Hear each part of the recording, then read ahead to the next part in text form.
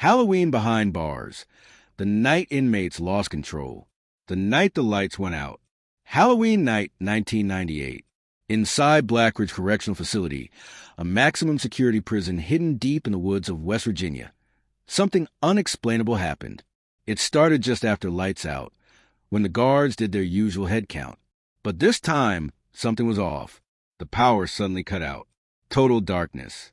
Every door, every camera, every alarm, dead. Within minutes, the cell blocks erupted in chaos. Inmates screaming, metal clanging, shadows moving in the dark. Officers running blind through hallways lit only by the flicker of emergency lights. But this wasn't a normal blackout. It wasn't an accident. Someone or something had planned this, and by the time the sun rose the next morning, 3 inmates were missing, 1 officer was dead, and the prison would never be the same again. This is the story of a Halloween night when Blackridge Prison lost control. The most haunted prison in America. Long before the chaos of that night, Blackridge already had a reputation. Built in 1932, the prison was meant to house 800 inmates, but by the late 90s, it held nearly double that number. Cells meant for 1 man held 3. The air stank of sweat, mold, and fear. Locals called it the pit, and for good reason. Rumors spread that the place was cursed. Inmates whisper about strange figures walking the tiers at night, footsteps echoing when no one was there, and voices, cold, hollow, whispering their names. Even the guards joked that Blackridge didn't need fences. They said, no one escapes the dead. But behind the superstition, there was truth, a darkness buried deep within its history. And on Halloween night, that darkness finally broke loose. The warning signs. In the week leading up to Halloween, tension was building inside. A gang war had been brewing for months. Between 2 groups, the locals and the Iron Syndicate. Everyone knew something was about to explode. But what no one realized was how close it already was. Guards reported strange power surges. Locks would click open by themselves. Security footage showed shadows moving in empty corridors. Maintenance swore the system was glitching. But the warden didn't listen. Then came the letters. Dozens of them, scribbled in red ink, slipped under cell doors. Each one read the same words. Halloween night. The dead will rise. The gates will open. Most inmates laughed it off. Until they didn't. The calm before the storm. October 31st, 1998, 6 p.m., dinner hour. The cafeteria buzzed louder than usual. Some inmates wore makeshift masks, carved from cardboard and plastic spoons, pretending it was a Halloween party. The guards let it slide. A bit of fun, they thought. But among the laughter, there was something uneasy. Whispers passing from table to table. Eyes darting toward the clock. At 7:15, inmate Marcus Reaper Harlan, leader of the Iron Syndicate, stood up and made a toast. He slammed his tray, raised his cup, and said, "Tonight, brothers, we walk through hell and come out free." The cafeteria fell silent. Even the guards stopped moving. No one knew what he meant. Not yet. The blackout begins. 9:03 p.m. A cold wind swept through the corridors, and then everything went dark. The hum of the fluorescent lights vanished. The cameras blinked off one by one. Guards scrambled, shouting over their radios. But the radios were dead too. Then came the first sound, a slow, steady clank echoing from cell block D. Doors unlocking, one after another. A sound no officer ever forgets. That metallic thud of steel bolts releasing on their own. Within minutes, the entire cell block was open. Hundreds of inmates pouring into the hallways, their faces lit by flashes of fire as someone set a mattress ablaze. In the control room, Officer Diane Brooks tried to trigger lockdown manually, but when she looked at the monitors, the screens were filled with static, and behind the static, a figure appeared, pale, motionless, standing right in the middle of the cell block. And then the image blinked out. The night of chaos.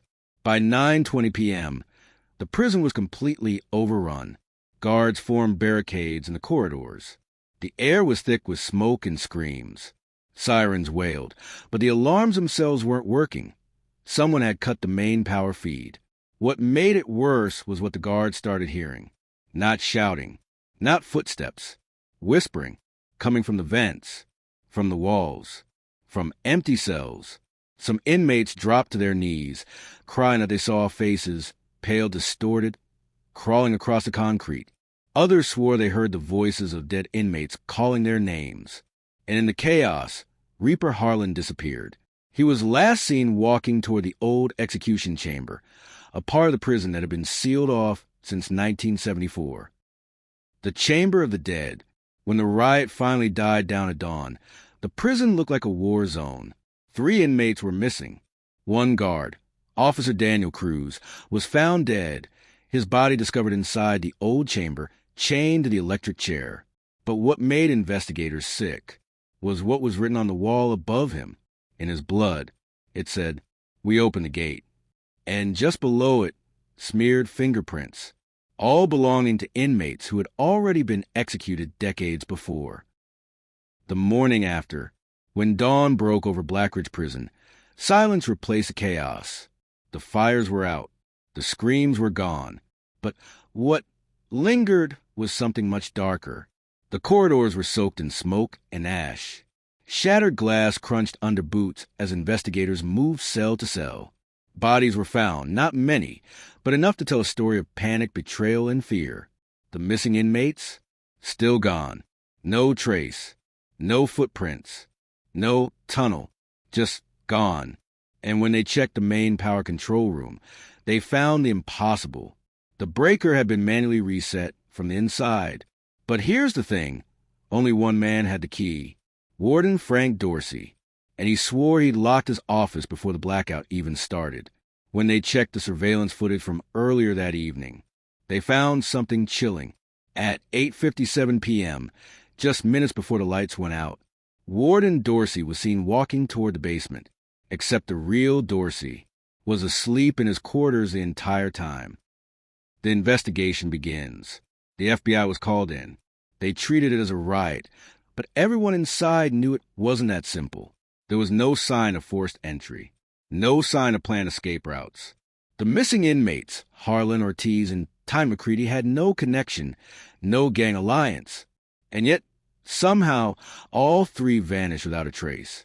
When they pulled the camera logs from the day before, they noticed something even stranger. Every time one of the missing inmates passed through a camera zone, the footage flickered for exactly 7 seconds. 7 seconds of static. Then it would return as if nothing had happened. Experts called it a glitch. The guards called it a curse. But one man, investigator James Rudd, refused to believe in superstition. He'd been at Blackridge before, back when the old execution chamber still worked. And what he found in those archives would change everything. The forgotten files. In the basement archives, beneath decades of dust, Rudd found a locked cabinet. Inside, stacks of yellowed papers, audio reels, and mugshots. But what caught his eye was a single folder labeled Project Harvest, 1974. The file detailed a government experiment run inside Blackridge, an inmate rehabilitation study that never went public. Prisoners were subjected to psychological conditioning, sleep deprivation, and chemical exposure to retrain violent impulses. Most didn't survive. Those who did were never released. The last entry in the file was dated October 31st, 1974. The night the program was shut down after a mass execution malfunction. The report said the chamber short-circuited mid-process, electrocuting 6 inmates at once and burning the system from the inside. Their remains were never recovered. And now, 24 years later, the power had gone out on the exact same date, down to the minute. The Reaper's message. 2 days after the riot, a package arrived at the warden's office. No return address. No fingerprints. Inside, a VHS tape. The label read, "Play me." They loaded it into the old security monitor. The screen flickered, and there he was, Marcus Reaper Harlan, his face pale, his eyes hollow. He was sitting in the electric chair, the same one found in the chamber. Behind him, carved into the wall, was a symbol, A circle with 7 marks inside. Reaper looked straight into the camera and said, "They never left this place. None of us do. We only wake up when they call us." Then he smiled, and the tape cut to black. The timestamp on the footage read, October 31st, 1998, 9:03 p.m., the exact moment the lights went out. The tunnel below. Following a hunch, Rudd ordered a ground scan beneath the execution chamber. What they found shocked even the oldest staff. A hidden passageway, sealed behind a wall of concrete and rusted pipes. Inside the tunnel were makeshift beds, candles, and drawings scratched into the stone. Dozens of them, each showing the same symbol from the VHS tape. But that wasn't all. Near the end of the tunnel, Rudd found a door, an iron hatch covered in locks. On it, a single message etched in red, "Do not open on Halloween." And behind that door, something was moving, very slowly, very deliberately, like it was waiting. The door beneath Blackridge. The deeper Rudd went, the colder the air became.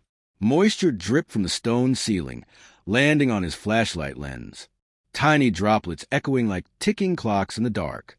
He stood before the iron hatch, staring at the words carved into the metal. "Do not open on Halloween."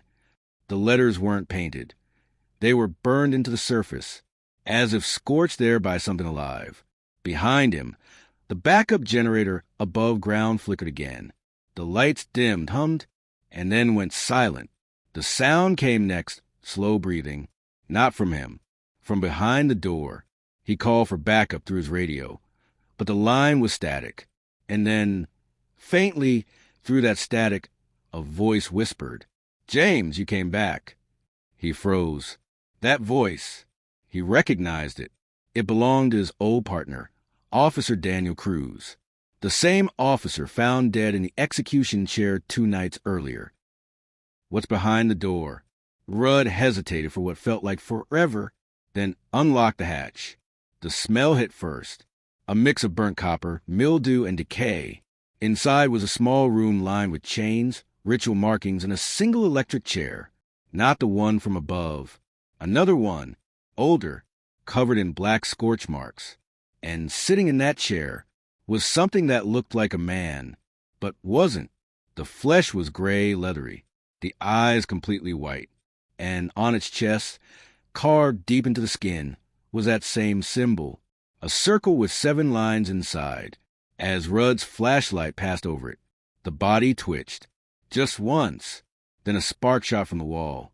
Every bulb in the tunnel burst at once, and in the pitch black, a dozen voices whispered in unison. "The gate is open." The gate opens. Up above, chaos exploded again. Every door in Blackridge unlocked, all at once. The alarms screamed, but there was no power feeding them. Guards ran through the corridors, shouting for help as a wave of cold swept through the prison like a living thing. Inmates screamed that they were seeing faces, burned faces, staring at them from the reflection of their cell windows. Others swore they saw shadows crawling out from the vents, sliding across the floor like smoke with fingers. The warden tried to evacuate, but by the time he reached the main gate, it had fused shut as if welded by heat from the inside. And down below, Rudd's flashlight flickered one last time, just long enough to see the figure in the chair now standing. Staring at him, it tilted its head and whispered, "We've been waiting for you too, James." The disappearance of James Rudd. By morning, the prison was in ruins again. Power lines melted, cameras destroyed, half the facility uninhabitable. Rudd was gone. All they found was his flashlight, still warm, lying on the tunnel floor beside the open hatch. No body, no trace, but etched into the concrete beside it, written in what appeared to be fresh blood, were the words, "One every 24 years. That night, the power grid across the entire county surged, and for exactly 7 seconds, every light in the nearby town went out. 24 years later. It's been 24 years since the Blackridge Halloween Riot.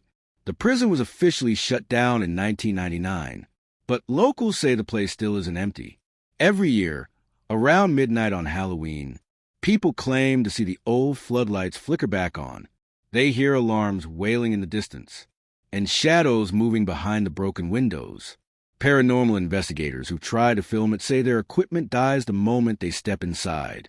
One team found the old electric chair, still sitting in the chamber, and carved into the seat, freshly cut, were 7 new marks. No one knows who made them or why, but when they sent the footage for analysis, the audio picked up something in the background, a low voice whispering through the static. It's Halloween again. The final revelation. For years, the Blackridge incident was dismissed as a failed lockdown, a product of power failure, corruption, and inmate rebellion. But classified reports leaked in 2018 told a different story. Hidden among the declassified Project Harvest documents was a recording labeled simply Session 7. In the audio, a doctor's voice speaks calmly. We've succeeded. Subject Harlan's consciousness is stable. He hears them now, the voices of those we lost. If our theory is correct, the frequency will allow contact, only once every 24 years. Then there's static, followed by a scream. Then silence. The experiment wasn't meant to rehabilitate anyone. It was designed to open a channel between the living and the condemned. Halloween was chosen because it's the one night of the year when the veil between both worlds is at its weakest. And on that night in 1998, the channel opened again, the voices returned, and the gate was never fully closed. Present day, Blackridge Correctional Facility still stands, silent and abandoned behind miles of rusted fencing. Locals avoid the road leading to it. They say even if you stop your car nearby, you can still hear the faint hum of electricity, like something beneath the earth, still running. Some nights, trespassers report seeing a man standing by the main gate, dressed in an old correctional officer's uniform, his face obscured by shadow. When approached, he disappears. But the security cameras in town catch something strange. For exactly 7 seconds after midnight, the power flickers, and the voice of a man whispers through every police radio in the county. The gate is open. The legend lives on. Blackridge is more than a prison. It's a wound that never healed. A scar on the earth where science, violence, and superstition collided. Every generation forgets, until Halloween night reminds them. Maybe it was a failed experiment. Maybe it was something much older, something human hands were never meant to touch. But one thing's certain. Every 24 years, the dead remember, and when the lights go out again, someone always answers their call. So this Halloween, when the lights flicker and the air goes cold, just remember one thing. Not every gate needs to be opened, and not everyone behind bars stays there.